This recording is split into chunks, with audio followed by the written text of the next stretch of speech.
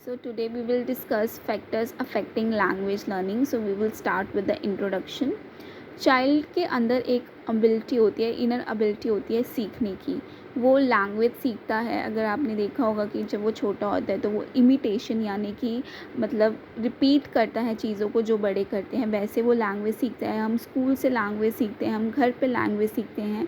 लेकिन कुछ ऐसे बच्चे होते हैं जो बहुत ही ज़्यादा लैंग्वेज में प्रोफाउंड हो जाते हैं, बट कुछ ऐसे रह जाते हैं जो कि बहुत वीक होते हैं। लैंग्वेज तो हर कोई सीखता है, but some students are weak and some students are very profound in language.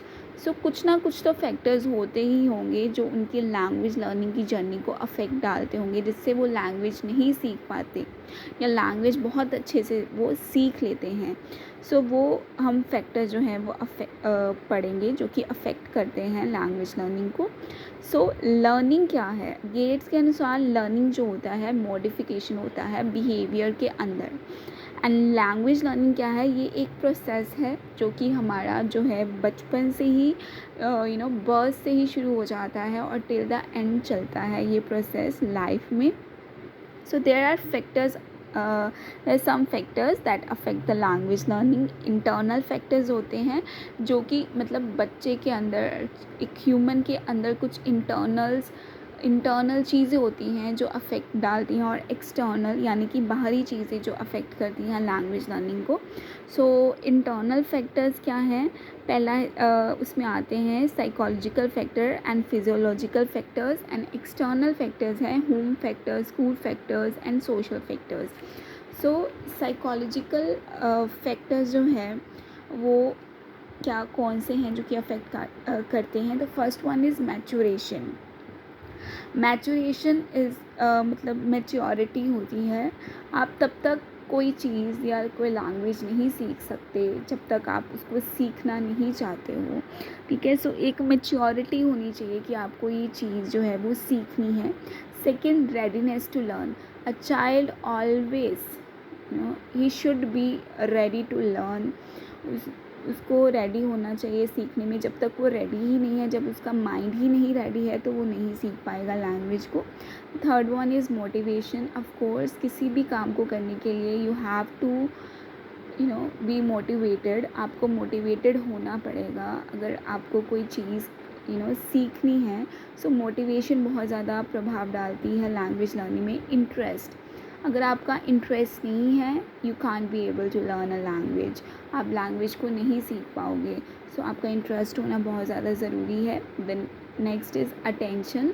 So attention, concentration होना बहुत ज़्यादा ज़रूरी है। कैपेसिटी, आप में कितनी क्षमता है सीखने की, वो भी अफेक्ट डालती है। अगर आप में मतलब कैपेसिटी कम है, आप में क्षमता कम है, so you can't be able to learn a language.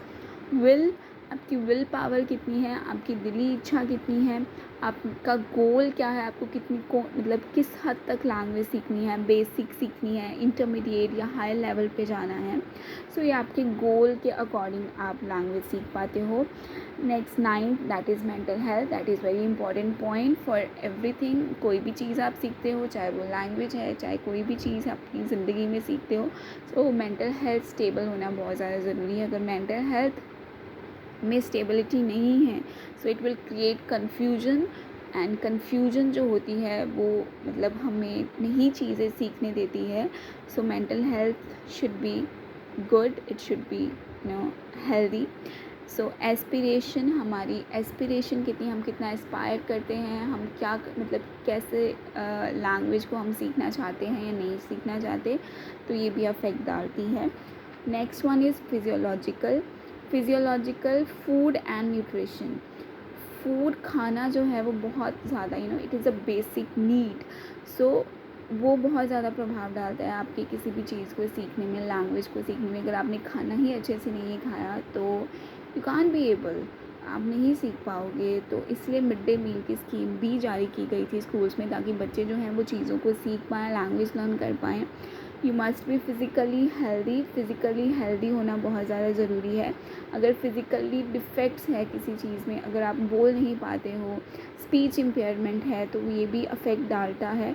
Drugs लेते हो तो ये भी एज फैक्टर भी जो है वो मतलब वही मतलब जो है वो इफ़ेक्ट डालता है कि आपकी एज कितनी है, आपकी हेल्थ जो है वो अच्छी होनी चाहिए, गुड हेल्थ होनी चाहिए।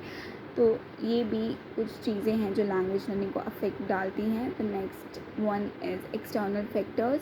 एक्सटर्नल फैक्टर्स में हमारे पास आते हैं home factors, school factors, social factors.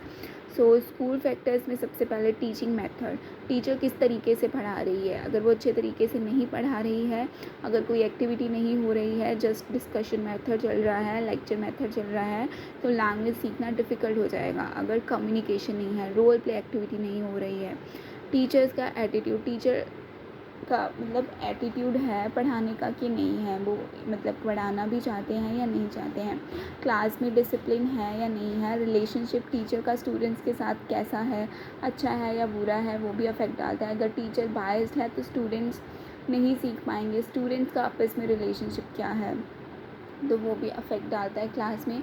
Class का इंफ्रास्ट्रक्चर कैसा है, लाइटनिंग पुअर है, डेस्क कंफर्टेबल नहीं है, तो नहीं सीख पाएंगे। नेक्स्ट करिकुलम अगर टफ़ है, मतलब लैंग्वेज पढ़ाने का तरीका टफ़ है, नहीं सीख पाओगे। Type of task according to the age of the students, अगर उनके अकॉर्डिंग एज के अकॉर्डिंग नहीं है तो लैंग्वेज सीखने में डिफ़िकल्टी हो जाएगी, अफेक्ट करेंगे। होम फैक्टर्स कुछ आते हैं, होम फैक्टर्स जो कि अफेक्ट करते हैं लैंग्वेज लर्निंग को। इकोनॉमिक कंडीशन, अगर आप फाइनेंशियली अच्छे नहीं हैं घर वाले, तो वो भी आप नहीं पार्टिसिपेट कर पाओगे, स्कूल नहीं जा पाओगे, तो ये भी अफेक्ट डालते हैं।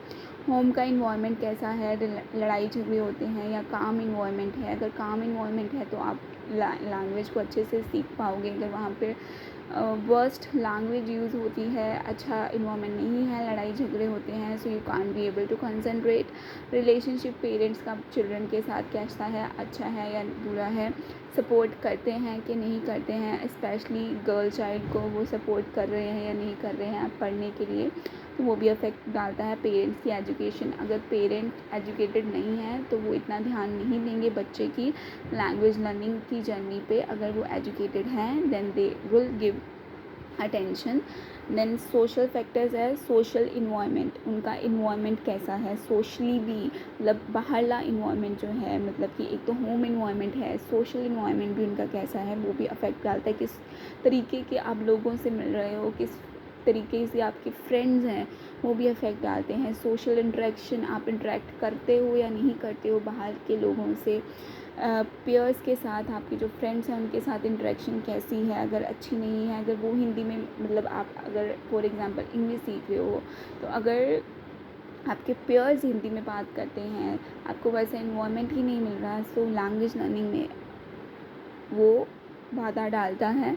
रीजनल वेरिएशन, यानी कि एक एरिया में लैंग्वेज जो है वो डिफरेंट होती है, अगर आप दूसरे में चले जाओ तो वहाँ पर लैंग्वेज मतलब बोलते तो सेम तरीके से हैं, समटाइम्स उसका डायलेक्ट चेंज हो जाता है, भाषा अलग तरीके से बोलते, तो वो भी अफेक्ट डालते हैं।